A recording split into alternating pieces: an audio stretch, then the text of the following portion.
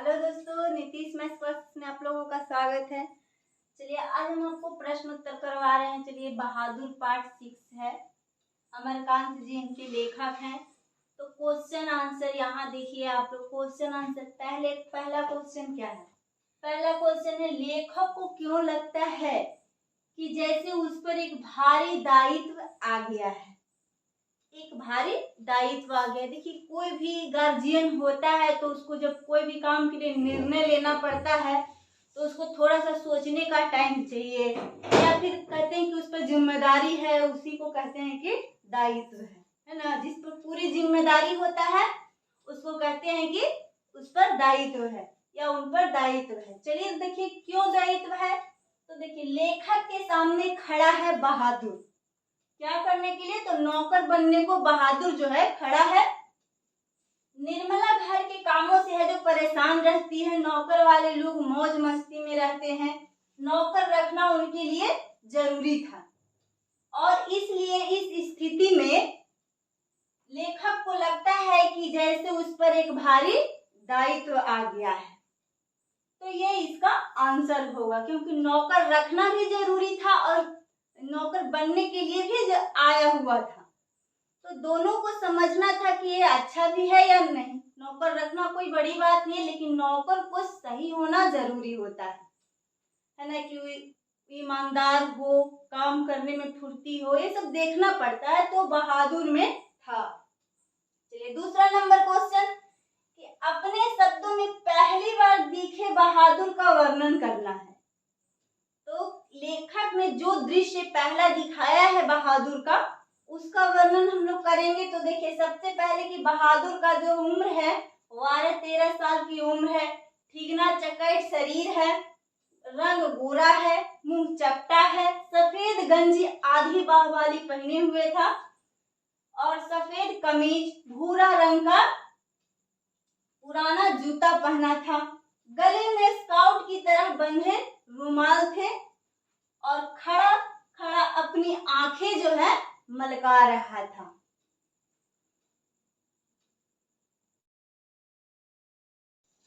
Question number 3 देखिए। Question number 3 क्या कहता है कि लेखक को क्यों लगता है कि नौकर रखना बहुत जरूरी हो गया है।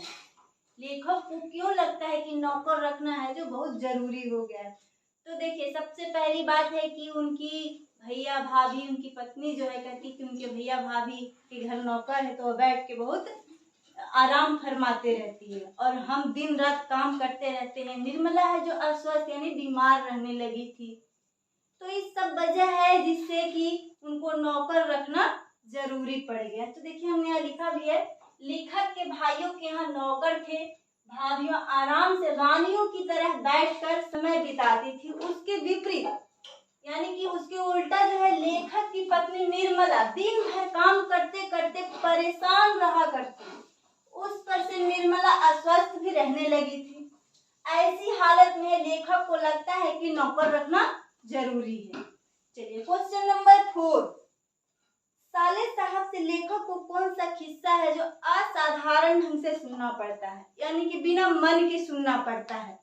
बिना मन के भी कुछ कुछ बातें हैं जो कोई कहते रहता है, खाली बोलते रहते हैं, है ना।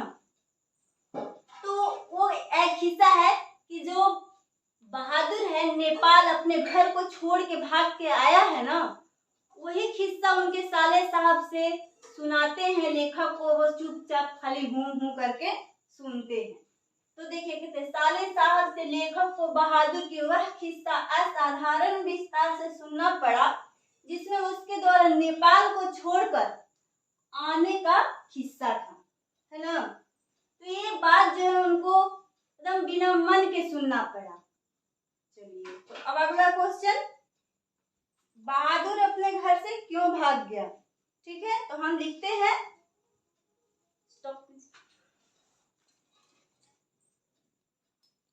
क्वेश्चन नंबर 5 देखिए क्या कहता है, बहादुर अपने घर से क्यों भाग गया।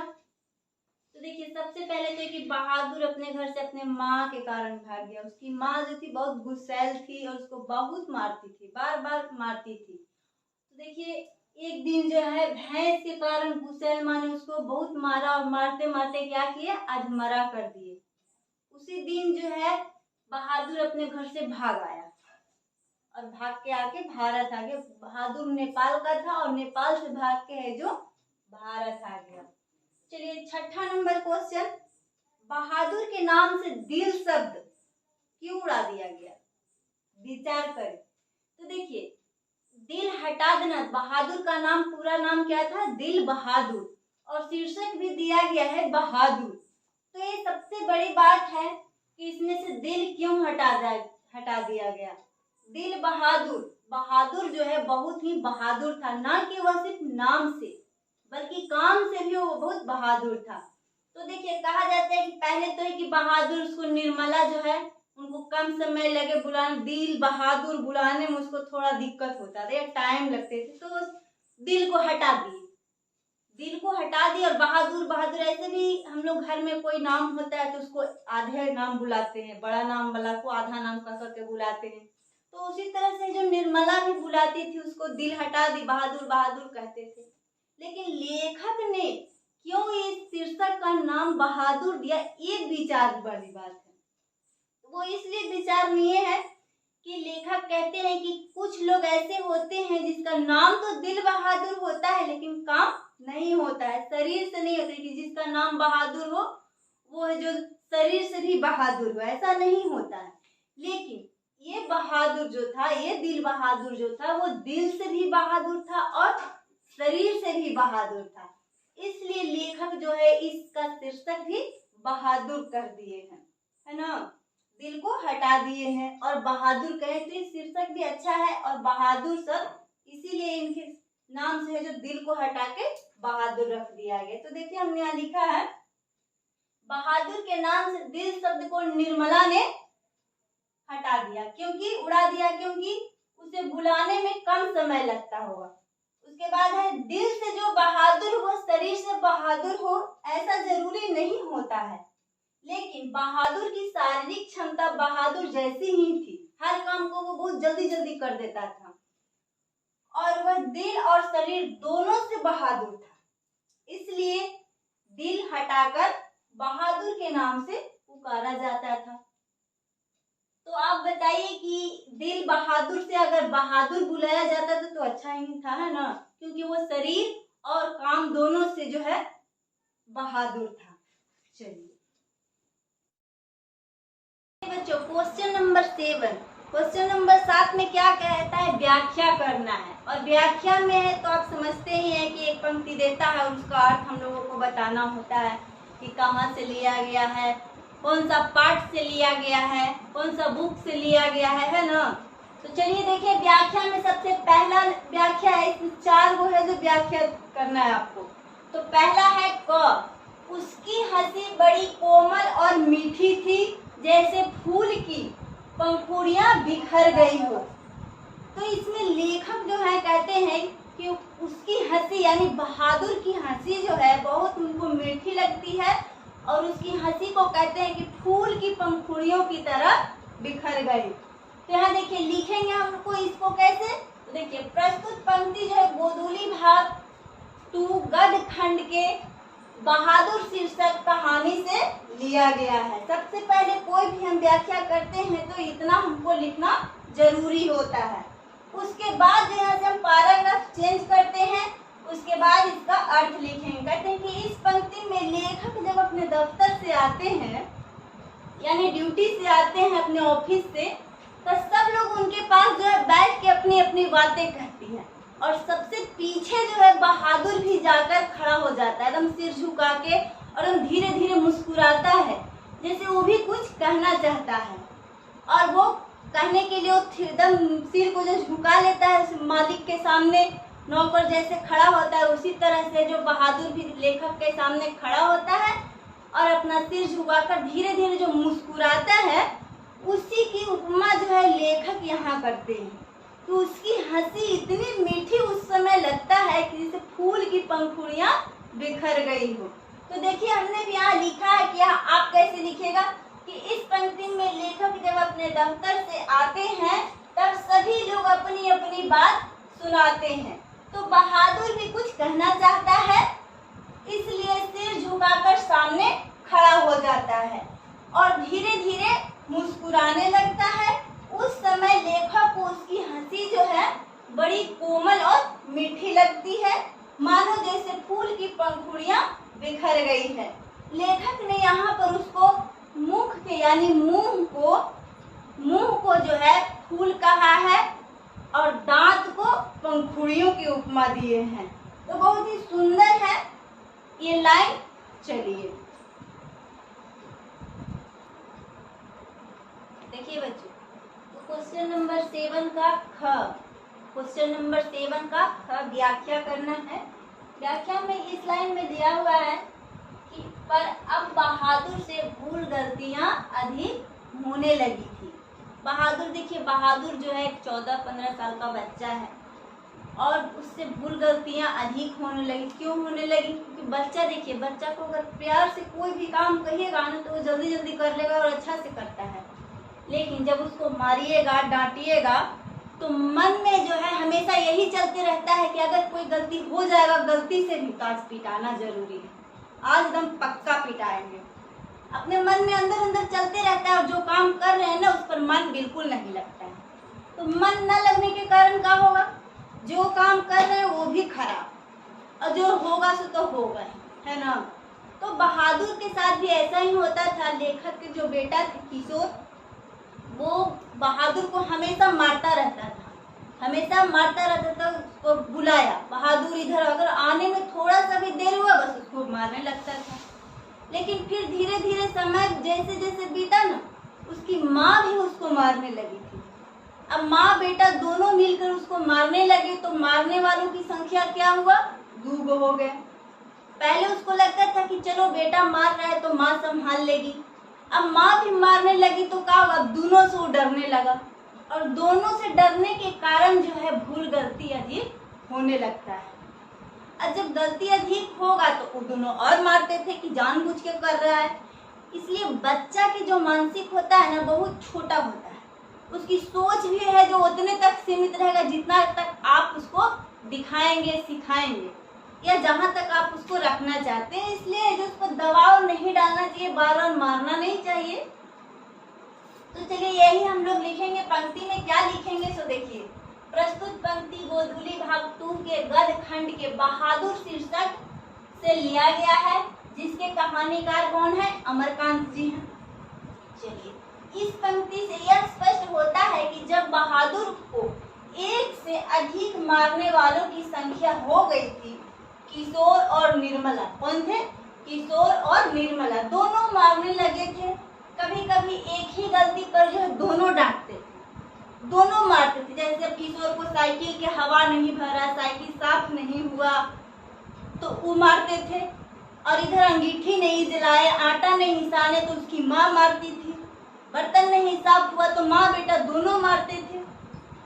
इसीलिए कहते हैं कि दोनों जब मारने लगे एक ही गलती के लिए, इस कारण जो उसका मन नहीं लगता था, कोई भी काम में उसका मन नहीं लगता था और भूल गलती जो है अधिक, यानी कोई भी काम जल्दी जल्दी खराब हो जाता था, ज्यादा खराब होने लगा था। चलिए तो ये खा हो गया। अब ग, क्वेश्चन नंबर 7 का जो ग व्याख्या है वो देखिए, अगर वह चुरा कर ले गया होता तो संतोष हो जाता। अब देखिए इस क्वेश्चन में आप पढ़े कि 2 लोग मारते थे, लेकिन आगे जाकर क्या हुआ कि एक दिन उनके यहाँ रिश्तेदार आया, उस पर पैसा के इल्जाम का, चोरी का इल्जाम लगा दिया। वो पैसा लिया नहीं था, रिश्तेदार जो है झूठ बोला कि नौकर पैसा मेरा चुरा लिया है, और इसी कारण जो है उस दिन लेखक भी उसको मार दिए। अब इस घर में तीनों मारने लगे थे। उस दिन से जो है लेखक भी उस पर हाथ उठाने लगे थे। जो चोरी का इल्जाम लगाया ना नौकर पर, उनके रिश्तेदार, झूठ का, लेकिन उस समय उनकी पत्नी नहीं बताई कि ये झूठ बोल रही है, बल्कि सारा दोष जो है नौकर पर बढ़ा गया। क्योंकि वो बच्चा था, वो दौड़ता हुआ इधर आया उधर गया, तो उसको लगा कि मेरा पैसा ही चुरा के लेके चला गया। और विश्वास भी हो जाता है कि कोई भी देखिए आता है रिश्तेदार तो बच्चे लोग दौड़ दौड़ के आते जाते रहते हैं, तो लगता है कि कहीं गिर गया होगा तो ले लिया होगा। शक हमेशा जो है बच्चों पे जाता है, और खास करके अगर नौकर हो घर में तो एकदम जाता है कि वही ले ही गया है पैसा। इसी तरह से है जो उनको पैसा का जब चोरी का इल्जाम लगा तो उस दिन लेखक अमरकांत जी भी उनको थप्पड़ मारे। उसके बाद से जो है वो तीनों मिलके मारने लगे थे। लेखक भी बात बात पे डांटने लगे। तब उसको लगा कि अब इस घर में मेरी जगह नहीं है, क्योंकि मार खाने के डर से अपने घर से भागा था माँ के कारण। अब यहाँ भी आकर उनको तीनों लोग मारने लगे। अब इस घर में मेरा क्या काम है। एक दिन उसके हाथ से है जो सिलबट्टा टूट जाता है, यानी मसाला पीसने वाला, और जब टूटता है तो वो बिना कहे बिना किसी कुछ सामान लिए हुए चुपचाप भाग जाता है। और जब भाग जाता है तो भागने के बाद किशोर जो है पूरा शहर ढूंढता है, हर जगह ढूंढता है, पर कुछ नहीं, कहीं नहीं मिलता है और कोई सामान भी नहीं ले जाता है। तो वो अपना ईमानदारी का सबूत छोड़ जाता है कि देखो अगर हम चोर होते, उसका 11 रुपया लिए हुए थे, तो हम भागते तो सब कुछ ले जाते। लेकिन हम में इतना डर हो गया, उस बच्चा में इतना डर हो गया बहादुर में, कि वो अपना सब कुछ छोड़ के चला गया। यहाँ तक कि अपना कपड़ा, जूता, पैसा सब कुछ छोड़ के चला गया। तो इस पंक्ति में हम क्या लिखेंगे, देखिए वही कहते हैं कि कुछ भी चुरा के नहीं ले गया, यानी ईमानदारी का जो सबूत दे गया है। तो कहते हैं कि देखिए यहाँ हमने नहीं लिखा है क्योंकि हमारा लाइन कम था, तो आपको ये लाइन जो है जरूरी लिखना है। यहाँ तक का 2 लाइन, उसके बाद यहाँ से लिखिएगा बहादुर एक ईमानदार नौकर था, बिना तनख्वाह लिए सब कुछ छोड़कर भाग गया। तब किशोर बहादुर को खोजने के लिए पूरा शहर छान डाला, बहादुर कहीं नहीं मिला। किशोर माफी मांगना भी चाहता था कि अगर बहादुर मिल जाए तो हम उससे माफी मांग लेंगे। अब ऐसा नौकर कभी नहीं मिलेगा। कितना आराम दे रहा था, अगर वह चुरा कर ले जाता तो संतोष होता कि वह चोर है, लेकिन भला इतना बड़ा त्यागी कौन होगा जो अपनी कमाई भी छोड़ गया। अब सबको पछतावा हो रहा है, इसलिए समय रहते इंसान का वैल्यू करना है जो जरूरी होता है। चलिए व्याख्या नंबर ग, यानी लास्ट है। अब ये इसके बाद व्याख्या खत्म हो जाएगा। तो ये सबसे लास्ट में क्या व्याख्या, यदि मैं न मारता तो शायद वह न जाता। यहाँ लेखक अपने मन की जो है व्यथा व्यक्त करते हैं कि इस घर के सभी लोग ने उसको मारा, बहादुर को, लेकिन लेखक नहीं मारते थे, और जब लेखक मारे तो वह भाग गया। इसलिए लेखक के मन में यह आता है कि अगर हम नहीं मारते तो वो नहीं भागता। तो चलिए इसको हम लिखेंगे कैसे, ये देखिएगा। प्रस्तुत पंक्ति गोधूली भाग 2 के गद्य खंड के बहादुर शीर्षक पाठ से लिया गया है, जिसके कहानीकार है अमरकांत। चलिए यहाँ से पैराग्राफ को चेंज करते हैं, उसके बाद लिखते हैं इस पंक्ति में लेखक अपने मन की व्यथा कहे हैं। क्या कहे, अपने मन की व्यथा कहें कि जब बहादुर भाग गया तब उन्हें एहसास है ना, उन्हें उससे प्रेम का एहसास होता है। क्या होता है, उनसे प्रेम का एहसास हुआ। और लेखक कहते हैं यदि मैं नहीं मारता तो वह शायद नहीं जाता, है ना। किशोर मारा, निर्मला मारी, नहीं भागा। लेखक के हाथ मार खाते ही जो है वह भाग गया, है ना, कि अब इस घर में समझने वाला कोई नहीं है। बहादुर समझ गया कि अब इस घर में समझने वाला कोई नहीं, और वह भाग गया।